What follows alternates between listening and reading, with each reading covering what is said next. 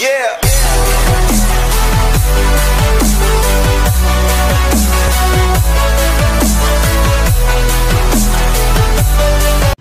Hello everyone, it's Attacker72 here, and for today's video, welcome back to another review and topic video, where for today, we are going to be reviewing the Pokemon Generation 4 remakes, Brilliant Diamond and Shining Pearl. Now, I just finished Brilliant Diamond yesterday, and especially that I still have more post-game content at the moment. I do want to say that this was by far an interesting version, since one, I personally like Dialga more, and second, I really just want to keep on playing Pokemon series, and really, catching a lot of Pokemon, since I also just got the National Dex. But, off-topic aside, I want to say that this review is a really honest one, to be exact. Since, look, honesty is a good thing whenever you're reviewing a game. And I want to let you guys know this right now. One, these are obviously my thoughts and opinions. If you don't like what I have to say, then I highly recommend you get out of the video. But if not, then I suggest you sit tight and really just watch me and really talk about this whole Generation 4 remake. And second off, I'm just a casual Pokemon player, alright? I'm not that much of a hardcore or a competitive player at all, or a fan to the series, since I'm just a casual player who just wants to catch Pokemon and all. And I'm very aware of how really toxic the fans are outside of the casual ones, since I know the most hardcore Pokemon fans are usually the most toxic. So I want to say this, that really, I want to just get this brief disclaimer out of the way, and with that, let's just start reviewing this entire this game right now. Now, if you're guys asking me of which version is really better, if you guys are a fan of either Time or Reality, if you guys are a huge fan of Time, then Pokemon Brilliant Diamond would be for you, since Dialga is the legendary Pokemon of Time, while Palkia is the Pokemon of Reality. And if you guys like Pokemon that, bends reality, then Palkia's for you. Or if you prefer any design choices, then Shining Pearl will definitely be for you. That question out of the side, what is this game really about? Well, this game is obviously a redo to the original predecessor, Diamond and Pearl. But from what I've been hearing, Pokemon Platinum is by far the best version out of all the Diamond and Pearl, since obviously we got Giratina and all. But to be honest, since we don't really have a remake for, Pokemon Platinum, then that definitely made fans a little mad at some point. But the story is really about, yeah, it's kind of weirdly the same. Like, yeah, you got your Pokemon, you talk to the professor, you also, you have your best friend / rival, you go to the gym leaders, and that's really about it. And then you also fight the champion, being Cynthia, and before fighting Cynthia, you also have to fight the Elite Four. Though, I do want to say, though, Cynthia and the Elite Four are surprisingly very challenging. That's really one of the positives I want to give out. One is that this game really does stay faithful to the original. And second is the fact that they did make some of the Pokemon battles for the Elite Four, and especially Cynthia herself, very, very challenging than I thought. Like, Garchomp, Cynthia's Garchomp has Swords Dance, and Milotic has a Scald, which I definitely did not expect them to be really, challenging, which I do really hope that Game Freak will keep this up, since, the gym leaders, they do have pretty cool Pokemon, they have cool designs, but they don't really, to me, honestly, they don't really do much, to be honest, which I'm gonna be getting into in a minute. But there are other things you can do aside from collecting and battling Pokemon. One is that the Grand Underground, which I think was from the original, is returning to this, and you can also make yourself a room full of treasures, like the statues that you can get from mining different ores and fossils and everything else. Then there's also the Super Dance Contest, which is found in the city of Heartrealm, from what I recall. I do have to say I don't go there that often, but it does increase skills, and it, you know, and if you guys really like any sort of contest like mini games, then I guess you can go to the Super Contest show. And then the other one being is that, well, completing the Sinnoh Pokédex, because after you complete the Sinnoh Pokédex, which I want to let you know, it is a little hard if you don't prefer, you know, facing off against Pokemon, but it is definitely worth it for getting the National Dex. This is really what happens with, you know, with the recent Pokemon games, except for Pokemon Sword and Shield and all. And all I can say is that these are really fun things to do before, you know, going through the story. And that's all of the positive things I can really say. Like, the characters, the designs are pretty great. It's visually it's visually incredible on how they were able to update all of this.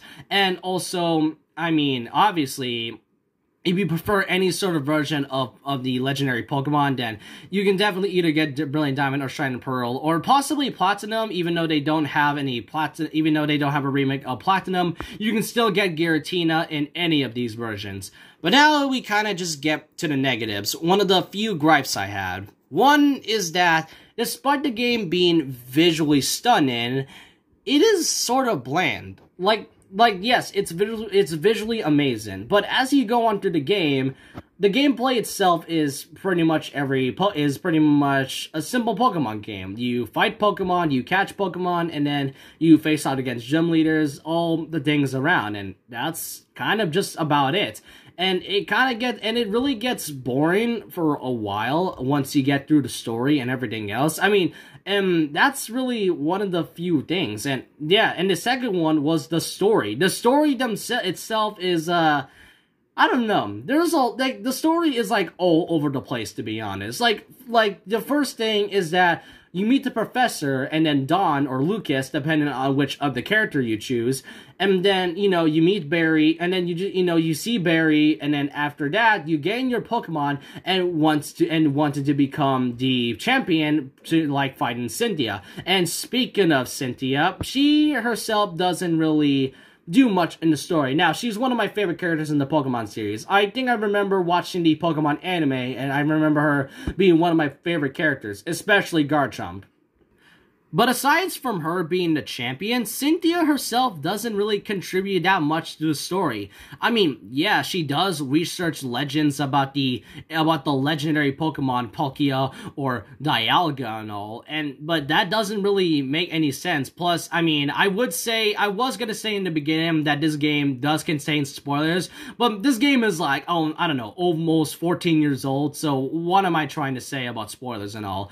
But all I can really say is that Cynthia, as her role in the story doesn't do much aside from her being the champion, and you wouldn't know she was the champion unless you see her at the very end of the game. And, you know, and there was also another part of the story where it features Team Galactic. Every single Pokemon game always has an evil team. Team Aqua, Team Rocket, Team Magma, Team Skull, Team Yell and all. And then there's also Team Galactic. The goal for Team Galactic, though, is a bit interesting. They want to, you know, recreate the entire world and, you know, and the leader, Cyrus, wants to become a god and controlling the legendary Pokemon itself, whether it's from time or space. But to me, though, it feels like they also don't really do much in the story at all, because, I mean, like I said, you mostly will go through the gym challenge, but them being part of the story is a bit intriguing, but once you fight them and get either your legendary Pokemon, it really feels like you've done nothing at all, and then you just continue your journey to become the champion after that. So, Team Galactic pretty much, to me, feels sort of like a bland, sort of like, you know, their role was sort of bland in the story and didn't really do anything at all. And especially with the role, like, I would not be surprised if that was supposed to be happening at the very end of the game. Plus, I did like their motto of what they're doing, but after you defeat them, you don't really do much. The gym leaders are mostly just gym leaders. I mean, I personally do love Volkner and Gardenia a lot, but that's really all I can say about them. They just have pretty cool designs and unique battles and Pokemon, and that's about it, even though it is a little easy. Oh, and don't get me started with Barry. Despite him being your rival, he does absolutely nothing throughout the story. Like, Barry, he wants to fight you. Yes, he wants to fight you again. And then before you fight against the Elite Four or the champion, Barry just straight up disappears until you see him again in the post-game. Like, that's really one of the gripes about this. The story itself was almost bland. Like, I did like the part with Team Galacta, but even after Team Galacta's whole story, you don't really do anything at all, and then you just continue on with the gym challenges. And Barry himself has really done nothing aside from fighting you a lot. And then there's the third one, character development. In some recent Pokemon games, like Sword and Shield, Leon himself, I mean, yeah, sure, he's a character that doesn't really he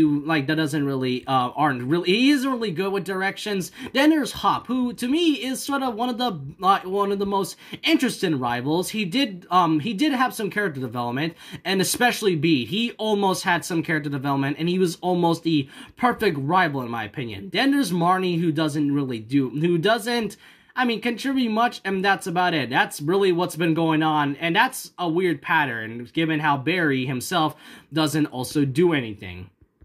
Like, when you think of characters, you're gonna at least give them some personality. Barry, from what we can see, for example, like, Professor Rowan is pretty much a dedicated professor who wants to research all of the Pokemon in Sinnoh. Dawn herself is sort of like the mentor to the player, and that's about it. Barry, as we can see, is really annoying, and we don't really know anything much about him. The gym leaders, they do show a bit of personality, but that's really about it. And Cyrus himself has by far one of the best ones out of them. Obviously he's the villain, but I did like the fact that he wants to become a god to rule over the universe with the creation of Dialga or Palkia and all. But that's all I can say about it. Pokemon Brilliant Diamond itself and Shine and Pearl had a few issues. The characters are they have great designs. It's visually stunning. The story is a really bland. I'm not sure what to say. Like I said, I'm just a casual Pokemon player, and I'm not that much about a hardcore one, but there were really some that I'm a little disappointed at. And not only that, I don't really consider this game a remake at all. I more consider this a remaster. And yeah, I know what you're gonna ask, what's the difference between a remake or a remaster? A remake, for example, is a game that basically changes the entire formula while still keeping the classic form, like the whole classic stuff in it. Final Fantasy VII Remake is a good example, as yes, it does change the story up a bit, but it changes in a good way, and especially with some of the scenes that weren't from the original. A remaster, though, is a game that changes almost entirely nothing about it except making a few changes. One of them was the hidden moves feature, in which they choose to make the hidden moves a bit odd, and then with this game they decided to give the hidden moves more of an awkward position. Like, there was a thing called the Dowsing Machine, and whenever you open up the Dowsing Machine, that's where you also not get your hidden moves, but also 2 random clocks, a calculator, some Pokemon radar, and also like a radar Pokemon, and especially a calculator. What's the point of that? And also like steps basically on how many steps you take in. Like, to me though, that doesn't really feel like a remake. It's more of a remaster. And given how Pokemon in the past few years, the games are slowly going a little downhill by its mediocrity. Like, Sword and Shield, the story and characters are pretty great, and it was a little okay, but it doesn't really feel like that much of a better story. Let's Go Eevee and Pikachu is really just a remake of Gen 1 for the 100th time. And then there is Pokemon Sun and Moon. I did play Pokemon Sun and Moon back then, and I can't remember what. But the story itself, I know I'm mentioning the story a lot, but that's just one of the main gripes of what's been going on with the modern Pokemon games for the past few years. They don't really do anything that much. And given how Game Freak and the Pokemon team has been slowly kind of not making any changes or improvements, it's just a little sad. And that's all I want to say about this. But that doesn't really mean Brilliant Diamond is a bad game, alright? It's a great game to me, but I just wish they decided to really try to stay true to what Pokemon really is. Make some new stuff and everything else. That's all I definitely want from this. And I know I made a few illogical parts throughout the video, but I feel like you all have to understand me that even though Pokemon is by far one of my favorite games, I just want the series to at least grow more. And, you know, have some more fate and charm and character. That's all I just want from it. And whenever Pokemon Generation 9 comes out in the near future,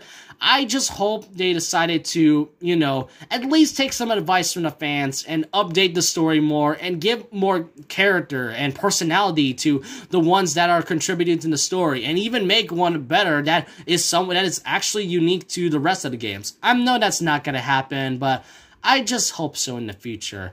But I want to know what you guys think in the comments section below. What do you all think of Brilliant Diamond and Shining Pearl? Which version do you get? And what are your favorite parts in this entire game? I know I went on a bit of a tangent on the negative parts, but I just gotta get that off my chest. And like I said, if you guys didn't want to see this review, then I really wanted you guys to get off the video, so you guys didn't want to hear that much of negativity on me. Because I know I don't say that much negative stuff, but I just needed to just say this right now. But with that, leave a like, comment, subscribe, hit the notification bell for more videos, follow my Twitter, and I'll see you guys next time. And remember this, once a legend, always a legend. Like a Hellcat.